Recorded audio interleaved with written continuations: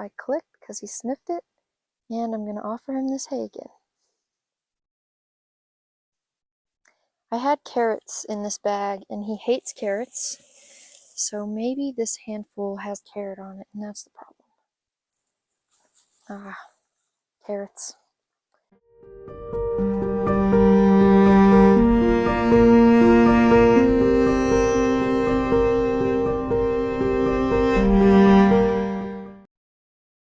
Alrighty guys, so today is a very special session. Sundancer is doing great at approaching me. He's doing great at letting me touch him. He's doing great at following me around this pen. And I'm able to touch all the way down to his hindquarters, and we're starting to work on touching his front legs. With all of that, it's time for us to introduce the halter. So for the beginning of this session, I'm simply going to lay this halter in his bowl for him to check out as he pleases. I'm not even going to stand by it. It's just going to be there. Okay, we're just going to set it in there, and this is going to be the process that we'll use to introduce any new objects to Sundancer. So let's see if he's ready to come over. I'm shifting my hips away from him, asking him to come into my space. He's thinking about it. And here he comes. Perfect. So I'll click and reward for that. And before I even give him the hay, we see a lick and chew, which means he's already releasing any stress that he built up over the day, or maybe that he gained from me dropping the halter in his bucket. So that's a great example of why we're starting with it just in his bucket. And as we already see, he's had an ear flick towards it, and he's paying a little bit of attention to the halter over there. As always, we're going to start out with our more solidified behaviors, such as him letting me touch his face, which, as you can tell by his droopy and blinking eyes and moving ears, he is very comfortable with.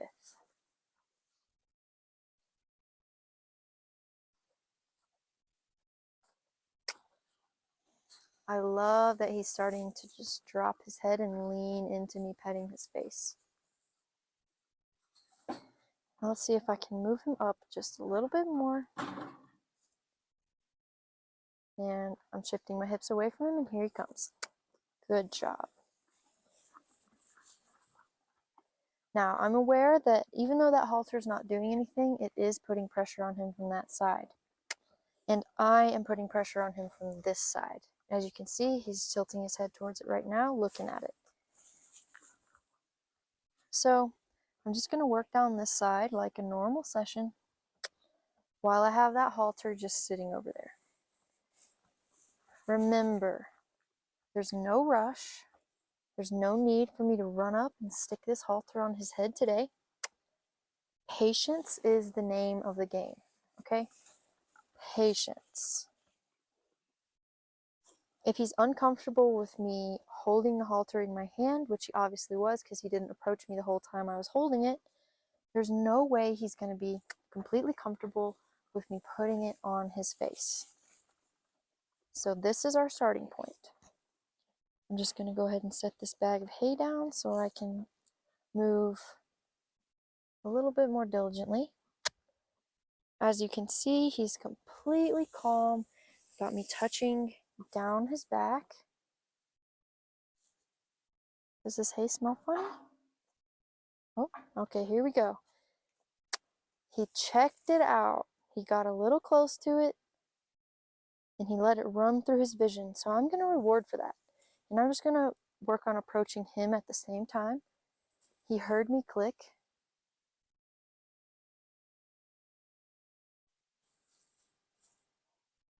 Okay, hay is not interesting him right now.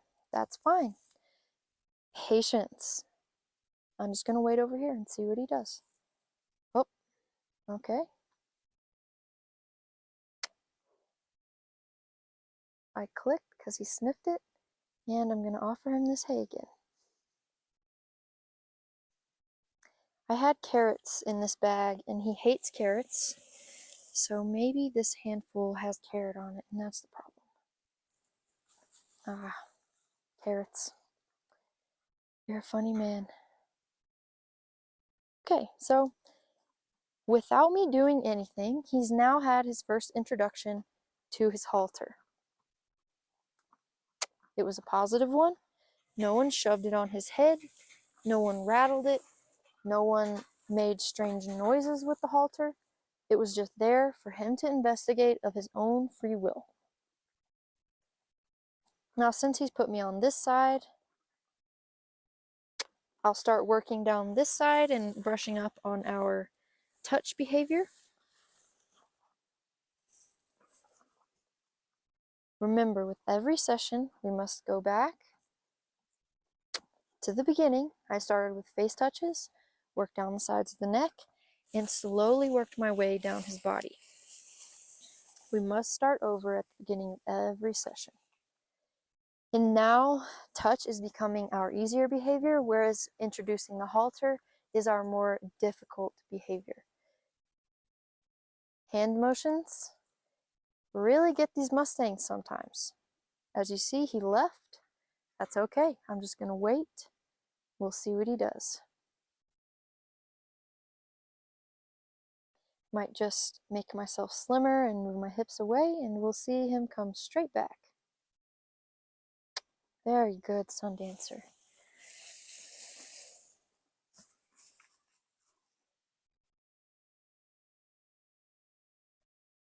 He left, so he lost a little bit of confidence. If he didn't lose confidence, he wouldn't have left. So I'm going to start again with some very easy and enjoyable face touches, just to get his confidence boosted a little bit more. Hopefully none of my other hay smells like carrots. So I'm going to move around this side, touch his neck, and you saw his eyes blink right when I touched him, which means he's not feeling any kind of concern for me touching him. Concern for this carrot-smelling hay, on the other hand. Okay, so again, right now, I rub down his back twice. We're working on him standing still and allowing me to walk down each side, which is essential for a domestic horse. We're working on him standing still, and we're working on touch all at the same time, and we're mixing that with introducing the halter. Oh, look at this, all on his own. I'm going to reward that behavior. Very good. Nice. Some people who adopt Mustangs have the BLM throw a halter on them before they even get in the trailer and start heading home. And I opted not to do that with this guy just because these initial introductions to the first tools, myself and the halter, are of utmost importance. And if those are positive experiences, we are 100% going to have an easier time with introducing other objects down the road and with doing anything with our horse, because they have positive first experiences with us and positive experiences with the first things that we introduce them to. So later on, when we're out on the trail and we say, hey, this sign really scared you, how about we go check it out? They're going to think back to all the things you've introduced them to and think about the experiences they've had with that, and be more willing to go approach the scary thing than they would be if we just started throwing tack on them without any regard to their fears and nerves.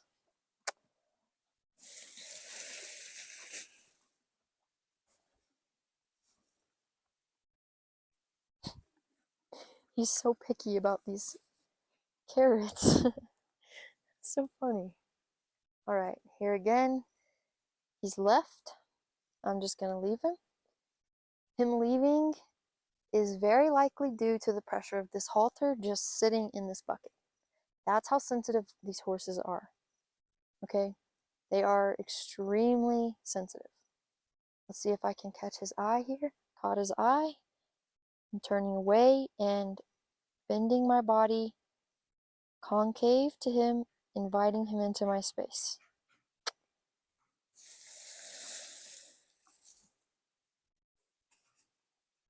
Very good. Now, he's putting me on this side, so I'm going to go ahead and touch his shoulder down to his front leg. And I'll click once I'm on the furthest point of his leg that I've touched yet. Very good. Now I'll go back to easy neck touch, and we'll reward for that. Very good. Now, to mix it up a little bit, we're going to work on follow me. Notice how I'm bringing Sundancer away from the halter in his bucket. I'm not asking him to go over to it immediately.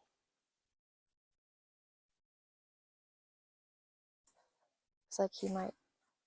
Oh, no, not going to check out the camera.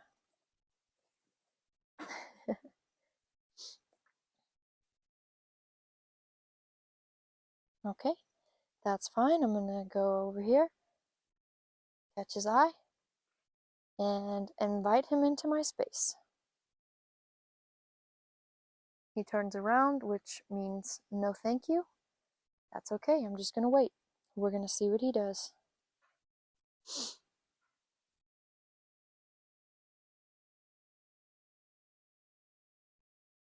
If you want a truly willing and connected horse partner, you have to be willing to be extremely patient, put your own goals aside, and let them dictate the pace. Very good.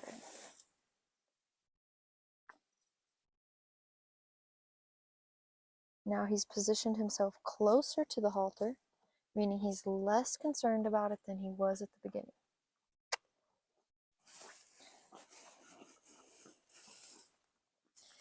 Okay, now that we've worked touch on his good side a little bit, I'm going to come back around to his less comfortable side.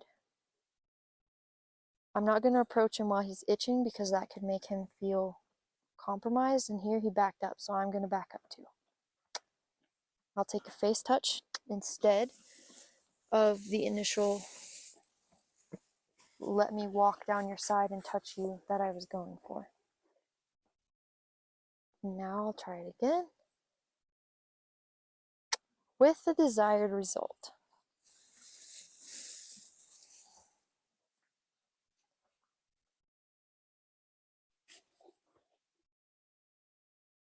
And here I'm going to work down to the leg. That's the lowest I've ever touched on his leg. And as you can tell, he was completely calm. What we've also been working on is having me stand in the position I'll need to be in to halter him and gently stroking his neck. So that was 4 strokes right there. We're still working up the time that I'm able to touch him for. And we've been working on touching the ears, which is a very sensitive area for the horse. And even a lot of broke domestic horses don't like their ears being touched. So for me, since I don't want to put my horse over threshold, it's important that I get him used to me touching his ears, since they're going to be touched when I slide the halter on his ears and eventually a bridle. And if he ever has any sort of medical problem with his ears, I need to be able to handle them safely.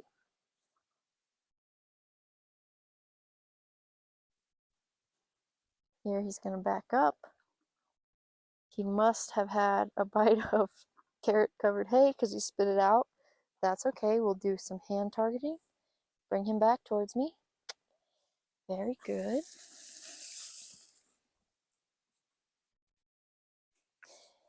If you didn't know, horses actually have as many or possibly even more in some cases scent glands than dogs. So their sense of smell is amazing. He checked out the bag here, so I'm going to go ahead and reward him for that as well, because we always want to reward that natural curiosity. Now, if he doesn't want his grass, that's fine. Hi, friend.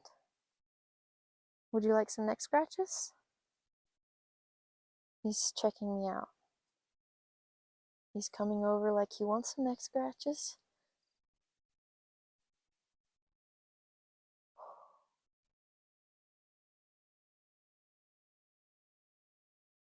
As you can see from his lip quivering, he really enjoys these neck scratches. Neck and chest, that is.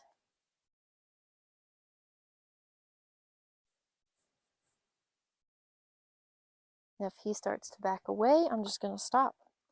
That's his right. I don't have to scratch him. If he doesn't want to be scratched, I'm more than happy to not scratch him.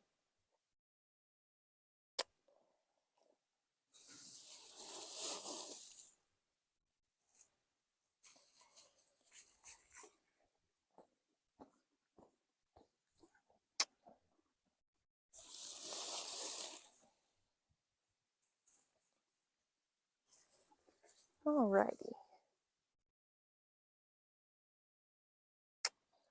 That was also lower on his belly than I've ever touched. So these are all great things. And in this process, I'm also getting him used to me kneeling and standing up by him by kneeling to grab the hay out of here. Let me help you. Those are the moments that I appreciate so much. He had a mosquito on his nose, and he actually brought his nose around to me before he thought about putting it down to his leg to scratch the mosquito off, because you know mosquitoes itch when they bite you. So I was able to get that mosquito off his face for him, which, think about any friend, you'd be grateful to them for getting a mosquito off you. So that's applicable for our horses as well. And it speaks to that sense of care that we started talking about in the beginning of this series. If you haven't watched those videos, please return to episode 1 and watch from there.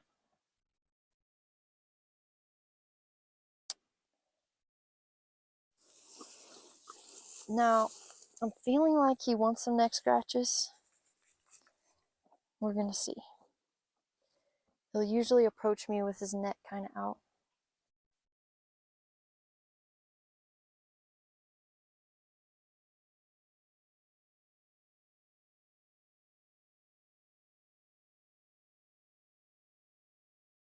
This is the first time I've scratched this part of his neck. And as you could tell by his shaking head like this and quivering lip, he was really enjoying it. And he's approaching me like he wants more. So let's see. Oh, there we go. I know he's an itchy boy because he's usually colored green from rubbing his body on the fence panels. Look at that. He's gonna love a good grooming once we get to that point. I'm still not jumping the gun. We're waiting till he's ready and comfortable with touch all over. But boy, this is a great start. I drug that bag a little bit, which made a weird noise, so he did back up. But you see his response to scary things is, oh, what's that? Versus, oh, it's gonna eat me, and running away immediately, which is a fantastic trait to have in your forever horse. He's gonna leave again. That's totally fine. He's actually getting some water. So what I might do now is maybe just walk over here to the halter, and let's see if he'll smell it again. He's kind of ignoring it at the moment. Maybe he wants me to scratch his neck on this side. Looks like it. Look at those lips twitching. Oh, and we got a lick and a chew, so I'm going to stop to say, I see that, and I recognize it.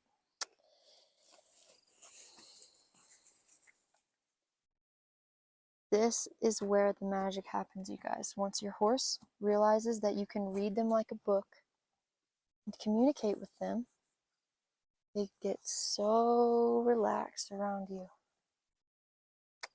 That was beautiful. Another neck scratch on the side. Now, if your horse isn't comfortable with being touched, they're probably not going to like being scratched, even if they're itchy. That's why I'm working on getting him used to touch before we work into scratches. Now, since he's right next to this halter and he doesn't really seem concerned, I'm going to try and bring his attention to it, and we'll see. I'm just going to gently lift it a few inches, and we'll wait, see what he does with it. He's thinking about smelling me, not the halter, but that's okay. If he needs to investigate me some more, that's great. I'm going to clean up some scraps.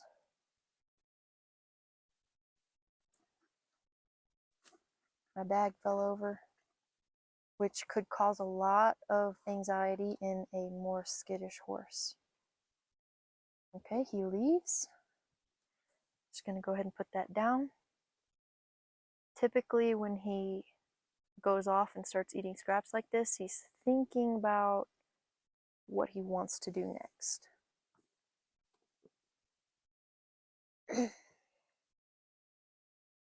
Now the sun is going down, so if he comes back over here and smells this, I'll probably choose to end the session right there on that great note.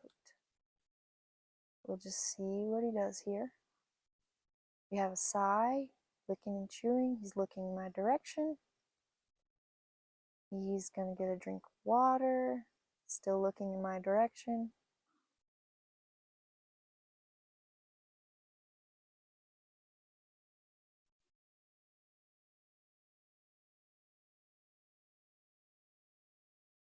Rewarding him for approaching the halter like this is also the beginning steps to truly self-haltering, where you can literally hold the halter up out in the field and the horse comes running and sticks their head in ready to have a session with you.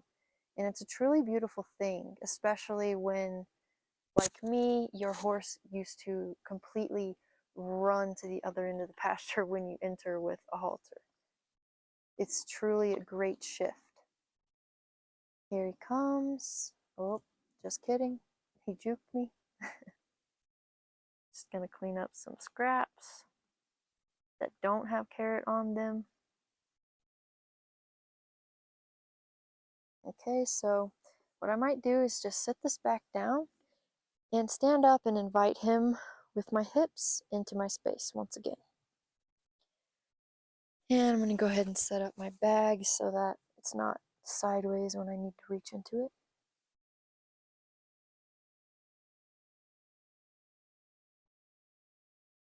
It's totally fine that he wants to clean up these scraps before coming back over to me. I don't mind, and this is where patience comes in once again.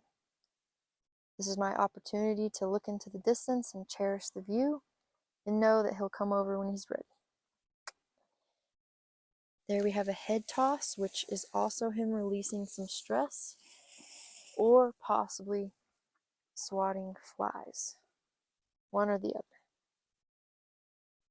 Okay, so right here, I hope you guys can see, I'm going to lift this halter just a little bit. There, he touched it with his nose. Beautiful. That is all we're going to ask for on our day of introducing the halter. This halter is now a completely stress-free object.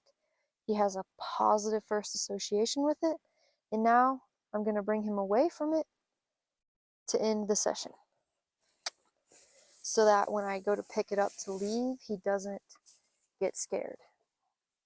Beautiful.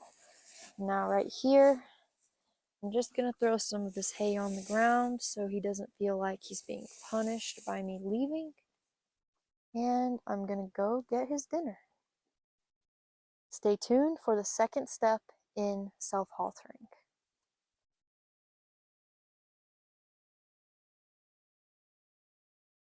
Good job, buddy.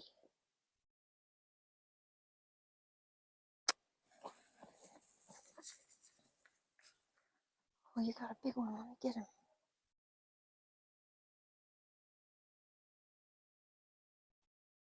You know what helps mosquitoes? Is fly spray, buddy. Gotta get you used to that soon. Going on your nose. There you go. Oh, he's back.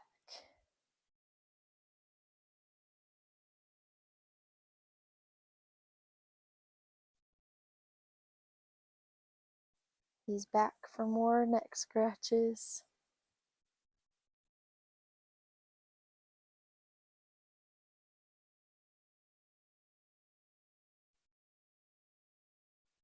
You can tell neck scratches are good when they flex their lips like that, or their lips are quivering and they turn into giraffes. It's the cutest thing.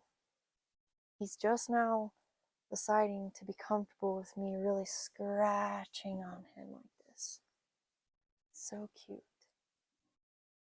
I can see his teeth.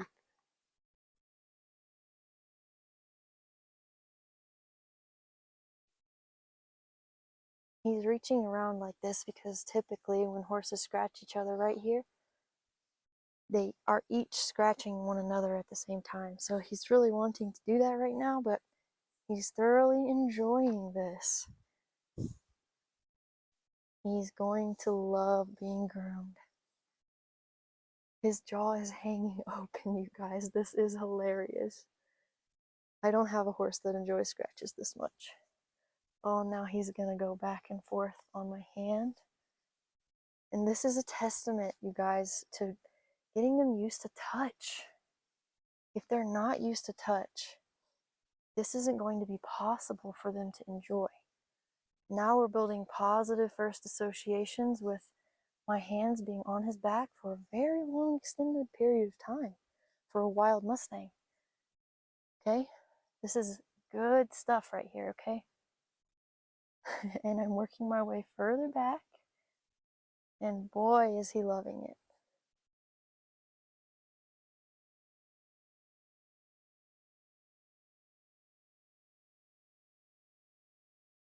Move back up now. Can it get any better?